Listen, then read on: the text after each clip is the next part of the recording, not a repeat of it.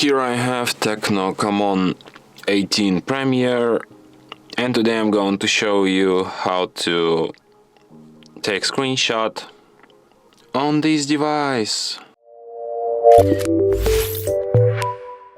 So to do this, all you need to do is to just press combination of keys, power key plus volume down at the same time like this, and the screenshot will be taken. So let me show you once again, power key, volume down, and it's done. You can find your screenshots in gallery,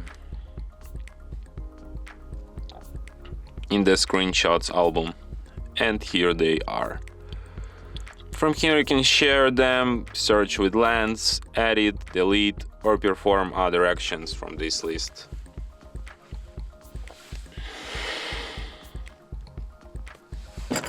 And that's it.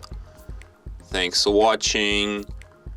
If you find this tutorial useful, don't forget to hit that like button and subscribe to our channel.